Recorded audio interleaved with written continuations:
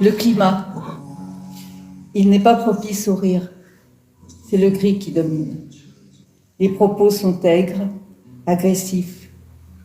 Ça sent mauvais, l'envie, la vengeance, la calomnie.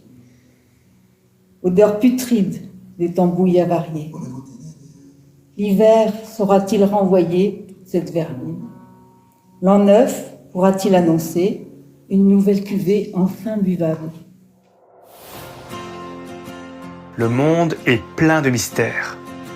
Ce qui est connu nous satisfait, nous déçoit ou nous lasse.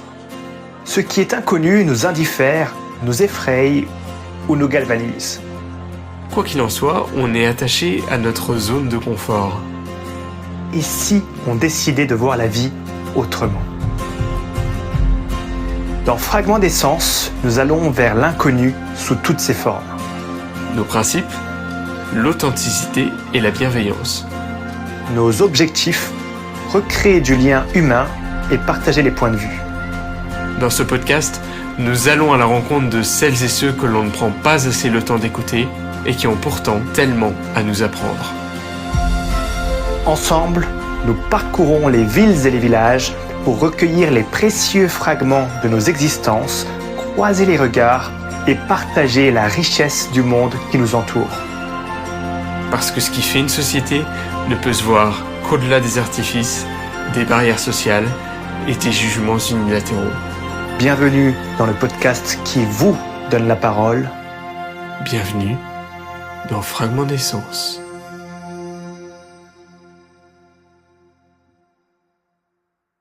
Coucou, c'est Florian et je te retrouve aujourd'hui pour ce 53e épisode de Fragments d'essence au pays des Romanais et Romanaises, Romans-sur-Isère.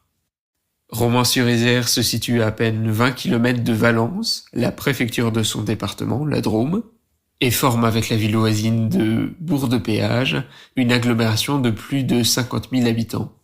Et tu l'auras compris, ces deux villes sont séparées par l'Isère. C'est sur ces mêmes rives que se détache très clairement la collégiale Saint-Barnard, classée monument historique et fondée en 838. Romans-sur-Isère se laisse qualifier de capitale du cuir et de la chaussure, à raison puisqu'elle y abrite le Musée international de la chaussure, retraçant l'histoire de nos petits souliers sur ces 4000 dernières années. Aujourd'hui, je profite d'un temps d'automne ensoleillé, plus chaud que d'habitude, et dont les couleurs chatoyantes se retrouvent sur les montagnes environnantes. Dans les ruelles, des badauds jettent des coups d'œil par-ci par-là sur les boutiques artisanales finalement assez nombreuses. À moins que ce ne soit en quête d'une boulangerie-pâtisserie où ils pourraient trouver les fameuses lunettes de roman, ou encore la pogne de roman, sorte de brioche en forme de couronne et parfumée à l'eau de fleurs d'oranger. Voilà, tout cela m'a donné un petit peu faim, mais le réconfort viendra seulement après l'effort, alors place au fragment d'essence.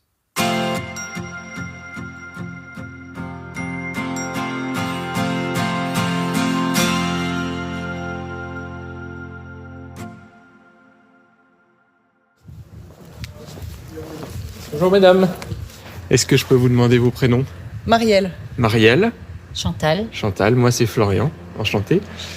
Alors justement, est-ce que je pourrais vous demander de vous décrire l'une l'autre en un seul mot? Qu'est-ce que vous diriez? Moi, une sœur de cœur. Marielle, sœur de Ouais. cœur. Ouais. Je peux rien rajouter de mieux. Vous vous connaissez depuis combien de temps? Presque toujours. Ça y est. Presque toujours depuis l'enfance. Oui. Vous êtes de Romans toutes les deux? Non, mais presque. Des à côté. Presque. Vous sauriez me présenter un petit peu Romans? Moi, c'est là où je suis allée au lycée. Ouais. Voilà, donc c'est la ville de mon adolescence. Ouais. Qu'est-ce que vous conseilleriez à visiter dans cette ville? Maintenant, malheureusement, il n'y a peut-être pas grand-chose. On va faire le marché quand même. Oui, le marché du dimanche. C'est Ouais. très Voilà, agréable. c'est faire le oui. marché. C'est, le marché du dimanche. Pas être que négatif. Qu'est-ce qu'il y a à voir? Moi, je vais plutôt voir les personnes qui y sont que la ville elle-même. Ouais. C'est vrai que même moi qui habite juste à côté, maintenant, Romans, j'ai Si on vient manger des glaces. Voilà, des des glaciers, des là-bas. glaciers. C'est un bel endroit où se promener. Quand il fait beau. Voilà. Quand il Mais fait ça beau. fait très Voilà. longtemps qu'on n'était pas venus. Oui. Bon bah voilà. Il y a quelques boutiques qu'il n'y a pas ailleurs, des boutiques artisanales, tout ça, c'est vrai que de ce côté-là. Mais C'est l'impression que j'en ai. le problème, j'en c'est ai, pas ouais, ce qui fait vivre, malheureusement, la vie. la ville. Est-ce que vous avez ou avez eu des animaux de compagnie? Moi, oui. Ouais. J'ai 2 chats et un chien. Actuellement, 2 chats et un chien. Oui. Alors j'ai Cyprien de Vienne qui vous demande, au-delà de l'affection, de la compagnie, qu'est-ce que vos animaux vous ont apporté au plus profond de vous, peut-être un petit peu philosophiquement? Bah, mes chats, de la douceur. Parce que quand ils te comprennent dessus, j'aime bien. Voilà. Puis tu gratouilles. Voilà. Et le chien? Le chien, c'est plus un animal de sécurité. Ouais. Moins maintenant parce que j'ai pris plus D'assurance. D'assurance. Voilà. Mais voilà. Mais il était surtout là pour rassurer au début, c'est Voilà. ça? Je viens avec des citations aussi. Un mensonge fera le tour du monde alors que la vérité tire ses bottes. Qu'est-ce que ça vous évoque? Bah, les réseaux sociaux. Ouais. Ah, c'est Bah oui, avec tout ce que. Ouais. Bah, le mensonge, des fois, c'est plus attrayant. Apparemment, bah, par exemple, les dernières choses avec Brigitte Macron, apparemment, Ouais. alors que ça paraît complètement débile, mais apparemment, ça se propage, Ouais. ça doit plaire aux gens. On préfère écouter ou même écouter ce qui va dans son sens que d'essayer d'écouter quelqu'un qui a un avis différent. Je trouve qu'on a beaucoup perdu là-dessus. On recherche le phénoménal, selon vous? Ah oui. Oui. Mais on l'oublie aussi vite que c'est Oui, parce que éphémère. ouais. Parce que ça se propage tellement vite. On cherche l'immédiateté. Ouais. Alors, qu'est-ce qu'on pourrait faire pour contrer ça, selon vous? Eh ben, faire comme moi, faut pas aller sur les réseaux sociaux. Prendre ses distances? Ah oui, moi je suis sur aucun réseau social et ça me va très bien parce que quand tout ce que j'en entends, ça me donne pas envie. Alors, vous vous informez comment? Alors je regarde les infos Oui, et puis après on peut regarder sur internet sans être sur les réseaux sociaux. tout à fait. Voilà. Tout à fait. Qu'est-ce que vous auriez aimé apprendre à l'école, mais que vous avez peut-être appris un petit peu sur le tard? Moi, peut-être plus les langues, plus me mettre sur l'anglais. Les Ouais. langues étrangères, ouais. Plus, voilà. Parce que maintenant si je pars à l'étranger, c'est vrai que ça rend bien service. On n'y mettait pas la même importance, peut-être, à votre époque? Ou peut-être Nous, on ne mettait pas la même importance. Ouais, nous, on mettait pas la même importance parce qu'à l'époque, on partait pas à l'étranger et tout ça. Quoi, moi, quoi, en tout cas. Alors moi j'ai un avis un petit peu spécial parce que moi je suis enseignante. Ah, bah parfait. Et je trouve j'aimerais, même maintenant, qu'on fasse des choses plus manuelles, même dans le cursus normal. Normal. Le cursus classique, quoi. On passe plus par qu'il y ait des activités manuelles. Et nous, on y a connu un petit peu en EMT, là, au collège. Ah oui, c'est vrai. Et je trouve que l'informatique, c'est bien, mais c'est bien aussi de faire des choses concrètes. Alors, qu'est-ce que ça apporte plus de manuel pour vous? Mais déjà, ça déconnecte. Ouais. Et La puis, réflexion, je pense, par ça eux-mêmes. détend. Ouais. Et puis, de Tu faire peux quelque chose de imaginer, ses mains, ouais, c'est très tu gratifiant. t'apprécies mieux, ouais. Alors, Ouais. qu'est-ce que vous faites de vos mains, toutes les deux? Moi, un peu de jardinage. Maintenant, je me suis mis un peu de la couture. Voilà, cuisine, Oui, la cuisine, oui. C'est vrai, ça semble tellement banal. travaux manuels, bricolage. Et c'est important d'avoir ces moments-là oui. pour déconnecter. Oui. Qu'est-ce que c'est pour vous la réussite? La réussite, moi, c'est d'avoir toujours ses amis, Ouais, c'est vrai. avoir son noyau familial, savoir qu'il y a des gens sur qui on peut compter toujours. Voilà. Dans n'importe quelle circonstance. Et qui vous aident à passer les épreuves. Voilà. Quelle référence vous pourriez me suggérer qui peut-être vous touche particulièrement? Ça peut être des livres, des films, des musiques. Quelque chose qui a une signification pour vous. Alors moi, ce ne sera pas un titre en particulier, mais ça sera la lecture. La lecture. Moi, j'en lis plein. Ça, c'est sûr. J'en lis plein, je lis un livre par semaine, donc non, j'ai pas un auteur, mais après, c'est même pas C'est le moment que je passe en le lisant. Peut-être que dans 5-6 mois, je me rappellerai même pas que je l'ai lu, mais le moment que j'ai passé en le lisant qui était bien. Et peut-être qu'à un autre moment, si je l'avais relu, ça me ferait peut-être pas le même effet. Mais... Moi, je me suis mise, c'est vrai que très tard à la lecture, mais après, moi, le sport, peut-être pas à outrance, mais voilà. Moi, je me détends dans le sport. Garder un bon équilibre Voilà. entre le physique et le mental. Ouais. Ça, la marche aussi maintenant, dans la nature, à l'extérieur, et pas devant un ordi. Voilà. Alors pour terminer, quelle question je pourrais poser à la ou aux personnes suivantes? Je te laisse. Quel est le dernier livre que vous avez lu? Tout simplement, le dernier livre qu'ils ont lu. Qu'est-ce qu'on vous souhaite pour la suite à toutes les deux? D'être toujours ensemble. Voilà. C'est parfait. Voilà. C'est parfait. Merci en tout cas.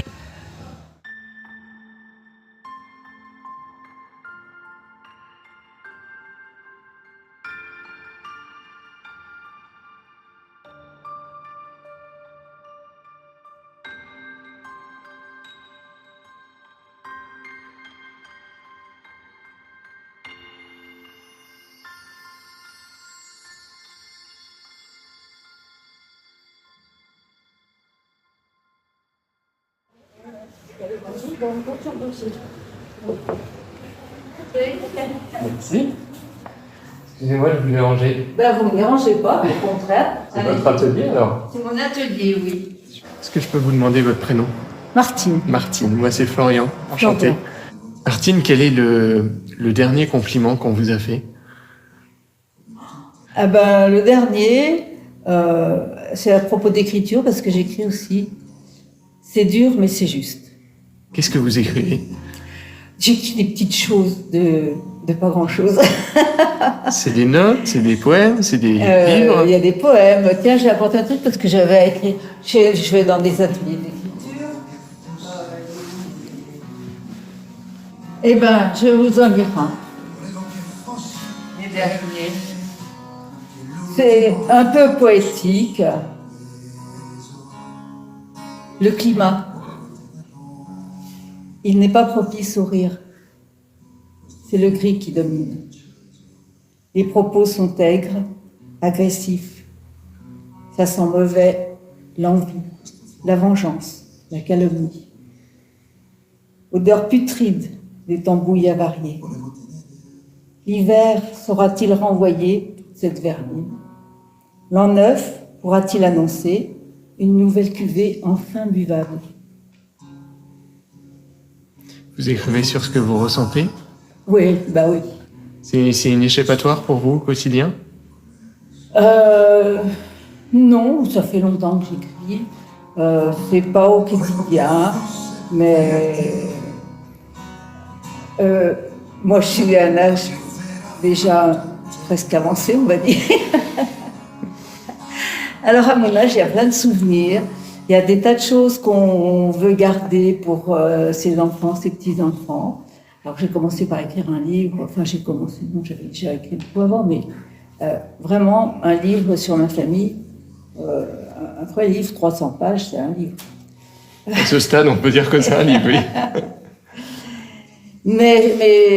Et puis je continue d'écrire sur mes souvenirs, sur la famille, et puis j'ai envie d'apprendre à écrire bien, joliment. Je vais vous en dire un autre. C'est travailler sur la métaphore. Je marche vers la chapelle, droite sur la colline douce. Les montagnes grimpent à l'assaut du lointain. Je marche et je pense. Je pense à Thierry, l'idéaliste, escaladant sa vie. Je pense à Lulu, la jouisseuse, épousant les courbes du jardin. Je pense à ma pierre chargée, pierre de joie au creux de mes doigts. Voilà. C'est très beau. Des choses que je fais et que j'écris. Vous avez plein de talent, en fait. Là. Ça va avec, je pense. Oui. Enfin, je n'ai pas un talent. Je m'essaie, pardon. La peinture, alors? La peinture, ça a toujours été dans ma vie. Toujours? Oui. Depuis toute petite? Ma grand-mère peignait.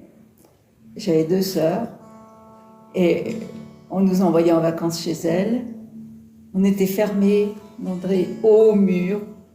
Avant, c'était un petit peu une prison. Maintenant, je peux en parler de cette maison, c'est autre chose. Et notre grand-mère s'occupait de nous, mais elle savait peindre. Elle avait appris à peindre, elle avait fait des beaux tableaux. Et donc, elle nous a mis le pinceau en main tout de suite. Tout de suite. Et les 3, on a peint. Vous en avez fait votre vie? Ou c'est quelque chose que vous avez repris? J'ai arrêté, j'ai repris. Puis après, je suis allée dans des ateliers de peintre vraiment pour continuer. D'accord. Donc vous avez eu une carrière qui n'était pas dans la peinture finalement, c'est ça? J'étais art thérapeute, ça avait à voir avec la teinture. Vous n'étiez pas loin. Ouais. Vous n'étiez pas loin. D'accord. Qu'est-ce que vous auriez aimé apprendre à l'école, mais que vous avez appris peut-être sur le tard? À écrire. À écrire. Ah oui. Ça a été une découverte progressive. J'y suis allée tout à fait par hasard un jour à un atelier d'écriture. Oh là là, je me suis... C'est sorti, voilà, puis ça continue. C'est comme... ça vient tout seul. Alors après, au début, je faisais pas ça. J'essayais d'écrire bien tout de suite, mais on n'écrit pas bien tout de suite. Et maintenant, je travaillais dans un atelier d'écriture où je veux apprendre, enfin, où je continue d'apprendre à avoir un rythme, des mots qui chantent,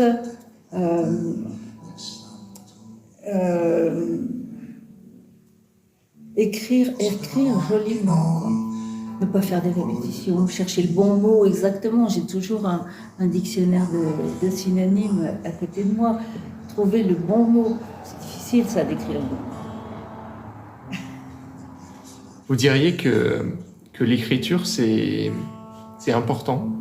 C'est quelque Oui. chose que vous recommanderiez à tout un chacun? Oui, c'est libérateur. Oui. Et je trouve que les gens n'ont à la bouche que des choses qu'ils assènent comme des coups. Souvent. Là, je viens de lire un bouquin qui m'a vraiment plu énormément. Je ne saurais plus vous dire le titre exactement ni le nom de l'auteur. Des petites choses, mais c'est bien senti. Et c'est pas méchant. Et je trouve qu'on est dans un monde, et pourtant que de gens gentils autour de nous. Mais alors, ce qui nous embarrasse, quoi, c'est toute cette violence verbale permanente. On entend, c'est comme un brouillard de mots qui viennent se cogner, quoi. Qu'est-ce que c'est pour vous le bonheur? Le bonheur, Oui. c'est des petits moments. Et c'est savoir les considérer et y faire attention. Parce que souvent, on le sait après. Quelles histoires, ou plutôt, ou peut-être aussi, quelles émotions vous les partagez à travers la peinture, à travers l'écriture? La beauté du monde. La beauté du monde. Ouais. Vraiment. Quand je suis arrivée ici, là, c'est le pays de ma grand-mère. Et j'y suis venue pour une chapelle, pour une maison. La chapelle dont je parlais dans un petit poème. Et au début de mon séjour, enfin, de ma vie ici, je n'osais pas peindre les paysages. J'avais tellement peur de les abîmer. C'est les paysages ici qui m'enchantent. Ils me comblent. C'est pas grandiose, c'est humain. Et c'est ça que j'apprécie. Avant, je pratiquais une peinture plutôt ce que je regrette maintenant, accusatrice, des dénonciations, des choses un peu brutales. D'ailleurs, je suis brutale dans les portraits. J'ai fait beaucoup de portraits. Et ils étaient un peu brutaux, quoi. J'essayais de rendre ce que je ressentais. Qu'est-ce qui était brutal dans ces portraits alors? C'était le traitement que j'en faisais, en Mmh. fait. Le traitement. Et c'est brutal, oui et non. C'est ce que je ressens déjà. Est-ce que vous diriez que vous prenez peut-être plutôt une forme d'engagement joyeux? Ah, ça me plaît. Ouais. Ouais. J'ai trouvé le bon mot alors. Ah oui, ça me plaît. Oui. Ça me plaît. C'est ma pierre de joie. Ah, Voyez, vous êtes bien tombés. si j'avais la possibilité de vous transporter dans un endroit bien spécifique pour quelques instants, quel endroit vous choisiriez? Les collines là autour. Les collines là autour, que vous visitez souvent, j'imagine. Oui. Ben, je m'occupe beaucoup, autant que je peux, de cette chapelle qui est sur une colline là, à Châtillon-Saint-Jean. C'est pas loin. Que vous avez décrit, c'est celle-là? Voilà. Et le paysage, et quand je montais là-haut, c'est presque cet endroit qui m'a fait venir. Bon, ma grand-mère, la maison de ma grand-mère, tout ça, oui, bien sûr. Mais cet endroit, vous avez vu ce film qui parlait de... Comment il s'appelle ce poète Pablo Neruda, Il Postino, le Je ne l'ai pas farceur. vu. J'en ai entendu parler. Oui, ça se passe en Italie, dans la petite île en face de Naples, qui s'appelle, je ne sais plus je perds les mots. Et on monte, on a l'impression qu'on va au paradis.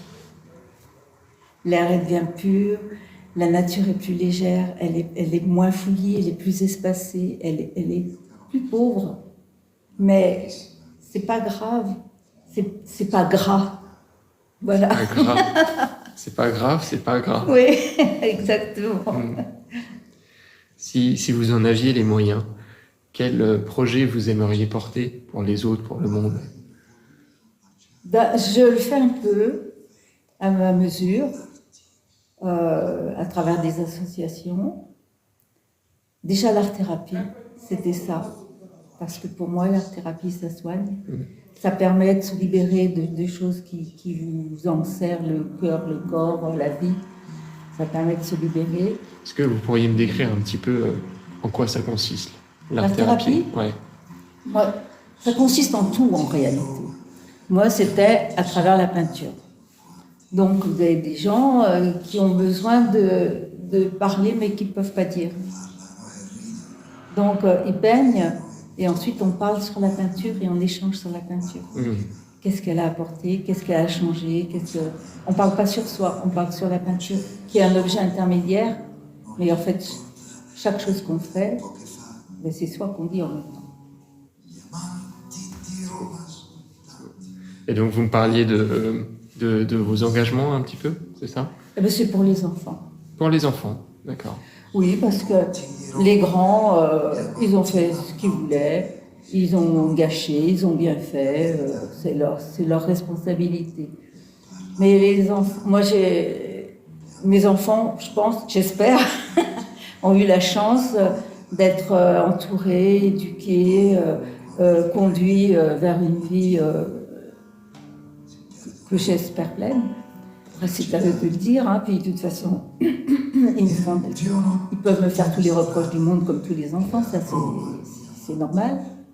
Parce qu'on ne répond jamais à une demande qui n'est pas explicite, on ne sait pas y répondre. Et ben moi, je m'engage auprès d'associations qui s'occupent d'enfants, qui sont déshérités, des enfants, des fratries qu'on séparerait et qui sont rassemblés, des jeunes dont les familles se désintéressent, et ben les apprentis d'Auteuil leur donnent un métier, une éducation.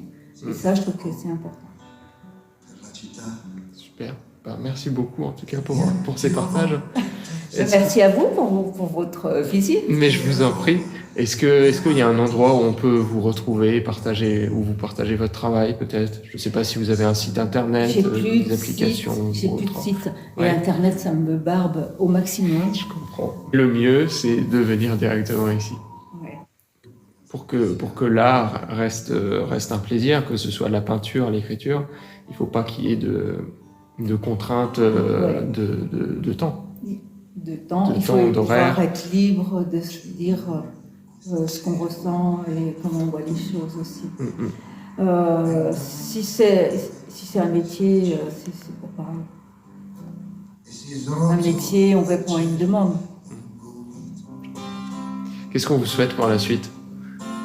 De rester en bonne santé. C'est très bien. En tout cas, merci beaucoup pour votre partage.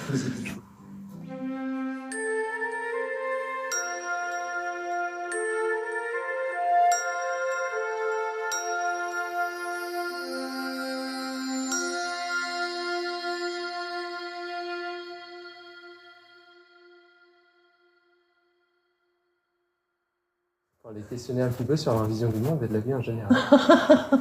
On en a pour 3 heures là. Vous que nous vous- accompagnez dans la montée parce Ouais. qu'on est un peu pressé. Ouais, faisons comme ça. Mais... Faisons comme ça. Parfait. Est-ce Béa, je te laisse parler. Hein, putain. Bah, Je vais chacune aller- notre tour, hein, vas-y. que je peux vous demander vos prénoms? Alors moi c'est Béa, Béa, Et moi, c'est Pauline. Pauline, moi c'est Florian, enchanté. enchantée. Alors si je vous demandais de vous décrire l'une l'autre en un mot. Waouh, c'est compliqué. Hein. Tu veux que On est je- cousines. J'ai pas dit que c'était Tu veux facile. que je décrive Béa? Ouais, en un mot qui la décrit bien. Moi, je dirais énergie. Je sais pas ce que ça veut dire, mais. Énergie. Je sais ce Énergie. que ça veut dire. Énergie, Si, si, d'accord. dans énergie Oui, vivante, si, un je truc comprends. bien Oui, oui, présent. oui, oui. quoi. Alors Pauline, c'est énergie aussi, mais c'est plus coulant, c'est plus diffus. C'est plus Non, mais, diffus. diffus Oula, en fait. Non. Donc énergie mais moins d'énergie, c'est ça? Si, de l'énergie, mais qui se diffuse D'accord. plus tranquille que ce que moi je peux dégager, je pense. Mhm. Voilà. Un mensonge fera le tour du monde alors que la vérité serre ses bottes. Serre ses bottes. Oui. Serre Bah, ses- c'est tire- qu'elle tire- va ça doit être être tire ses bottes, pardon. tire ses bottes. Tu connais cette expression? Pas du tout. Moi, je la connais pas.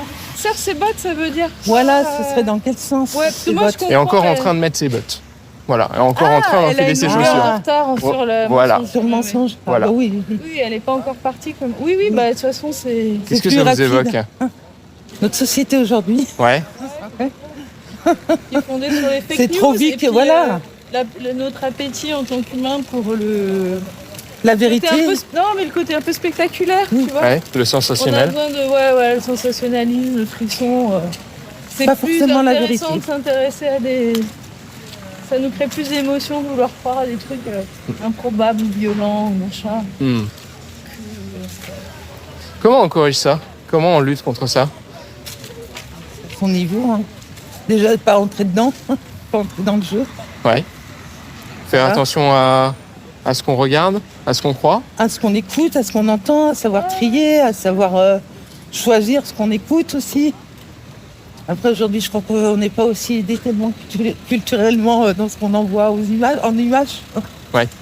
Donc, forcément, ça aide pas. Mm. Et voilà. C'est une éducation. J'ai rencontré juste avant Chantal et Marielle. Chantal et Marielle qui ont une question pour vous, toute simple. Quel est le dernier livre que vous avez lu? Alors moi, je suis en train de finir un livre qui s'appelle, c'est rare que je me souvienne des titres, Regarde la ville tombée. Bon, un titre Regarde la comme- ville tombée. Voilà, D'accord, de Kay Tempest. d'accord. Qu'est-ce que ça raconte? Ça raconte la vie de jeunes gens qui ont grandi dans le sud-est de Londres, des gens un peu d'aujourd'hui, et qui sont bouffés par la vie dans cette ville et qui s'en sortent les uns les autres comme ils peuvent. Et ça va un peu partir en cacahuète, et puis ils veulent quitter cette ville qu'ils aiment profondément, mais qui est devenue aussi dure et violente. Et voilà. Pas mal, ça c'est bien. À recommander, ok. Ouais. Ça c'est réaliste socialement, enfin même si on connaît pas trop la société anglaise, c'est intéressant, quoi. Enfin, c'est parlant. Voilà, ça c'est évocateur, c'est bien. D'accord. Béa, Alors, Béa, c'est Trafic d'un auteur français. Ça se passe en banlieue. Et en fait, c'est encore l'état des banlieues avec. C'est un polar. Hein. Je lis d'accord. beaucoup de Et le polars, nom c'est donc, Trafic, c'est ça? Ça s'appelle Trafic, ouais. Trafic, d'accord. Voilà. Parfait. Qu'est-ce que vous auriez aimé apprendre à l'école, mais que vous avez appris sur le tard? Moi, je pense la méditation, la sophrologie, enfin des choses sur mes émotions et comment et ma vie intérieure, je dirais. Ouais. C'est quelque chose qui revient souvent Ah dans nos bah réponses. voilà, Ouais. c'est vrai. Comme quoi? Ouais. C'est une habitude quotidienne, la méditation? Non, pas du tout parce que j'arrive pas à être assidue, mais je pense que si c'est des choses qu'on apprend pour son propre équilibre, enfant, ben ça fait partie des. C'est comme, je sais pas, apprendre à se laver les dents et que ça devienne une espèce d'hygiène psychique et personnelle qui fait du bien. Mais le fait de le découvrir un peu sur le tard, c'est. Et par la nécessité de devoir un peu s'autoréguler parce qu'on vit des trucs un peu compliqués, c'est un peu dommage de ne pas apprendre à le faire plus tôt, quoi. Qu'est-ce que ça donnerait à un monde où tous les enfants ont appris à l'école à méditer? Une réflexion peut-être. Je sais pas, ce serait certainement un peu mieux, ouais. Ouais. Savoir s'écouter et ça permet de savoir écouter les autres, quoi, afin de plus en. Ouais, dans un monde un peu plus la apaisé. bienveillance. La bienveillance, ouais, c'est Ouais. ça. Déjà, si on apprend la bienveillance envers soi-même, ça. Je pense que ça permet de mieux vivre avec les autres. Donc on vit mieux avec les autres quand on vit bien avec soi-même? Ah bah oui. La plupart je pense, des violences qu'on inflige aux autres relationnellement et tout, c'est parce qu'on n'est pas bien, quoi, soi-même. Je pense. Béa, qu'est-ce que vous auriez aimé apprendre à l'école? Alors, oui, peut-être. Et encore, j'ai eu un aspect quand on était en primaire. Tous les matins, ils nous faisaient faire un petit exercice physique. Ils nous disaient, comme ça, quand vous serez vieux, vous n'aurez pas, vous savez, les trous là qu'ils ont, les vieux, dans le cou, ouais, les clavicules, les sablières et tout.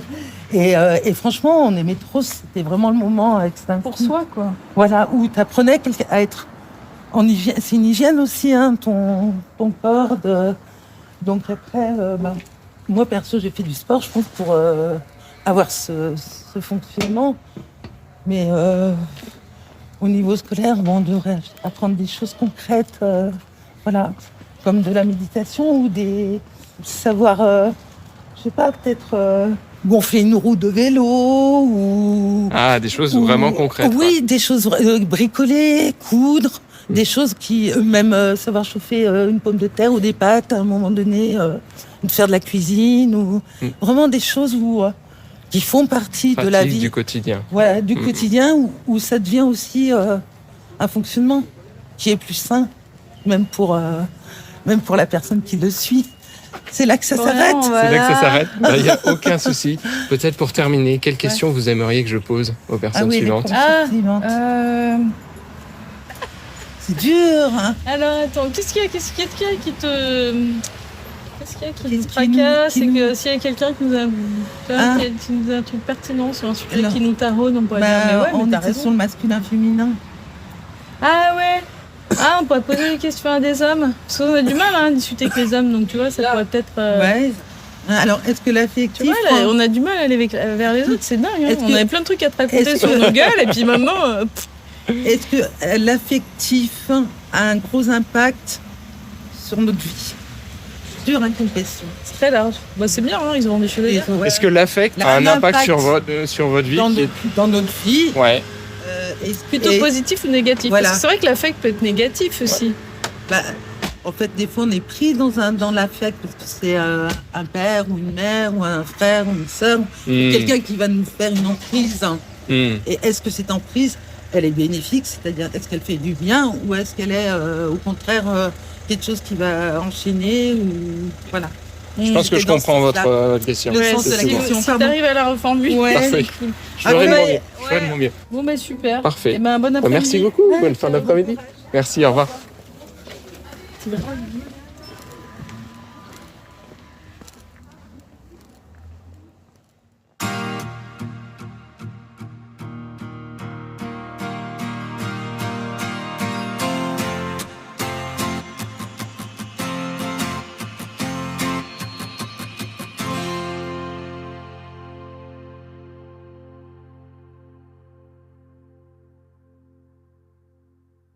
Et sur cette réflexion amenée par Béa et Pauline, que nous approfondirons dans 2 semaines, se termine ce 53e épisode. Tout naturellement, je remercie Chantal et Marielle, ainsi que Béa et Pauline pour leur partage, leurs interprétations, leurs questionnements et leurs expériences de vie. Tu l'auras peut-être remarqué, ça fait quelques épisodes maintenant que je passe incidemment dans une exposition ou un atelier de peinture. Comme le podcast est toute autre forme d'art, la peinture est un regard sur le monde que nous ne devons pas négliger. Maintenant, revenons sur notre citation du jour, parfois attribuée à tort à l'auteur Mark Twain. Un mensonge fera le tour du monde, alors que la vérité tire ses bottes. Constat désabusé, critique face à la lenteur des systèmes d'information à réagir à un mensonge.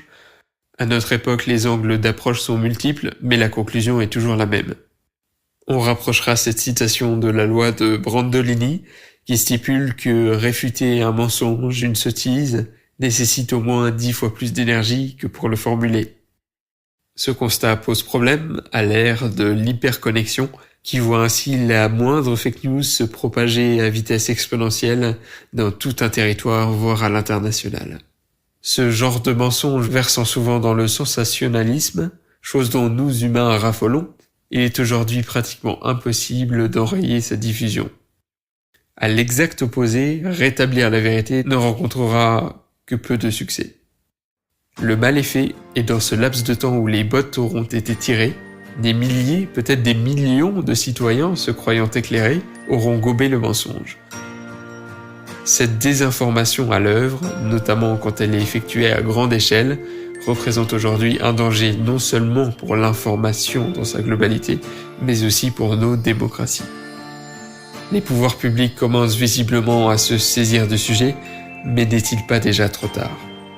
À nous, citoyens, de rester méfiants face aux informations, de vérifier systématiquement les sources d'où elles proviennent, ainsi que de croiser les informations sur des médias sérieux et variés.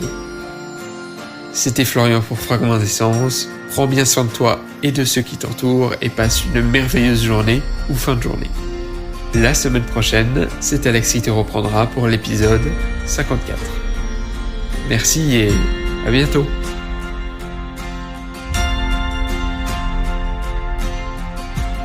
Merci d'avoir écouté cet épisode jusqu'au bout. Si tu l'as apprécié, on t'invite à le partager à tes proches, c'est notre meilleure communication et ça aide considérablement notre travail à gagner en visibilité.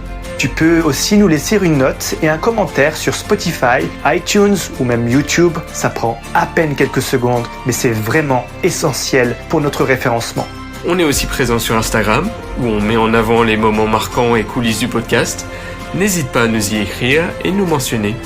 Et enfin, si tu en as l'envie, tu peux nous aider à couvrir nos dépenses matérielles et nos déplacements en faisant un don sur Buy Me a Coffee. Tous les liens sont en description du podcast. À la semaine prochaine pour un nouvel épisode. Et n'oublie pas toi aussi et dès aujourd'hui de rassembler les précieux fragments de nos existences.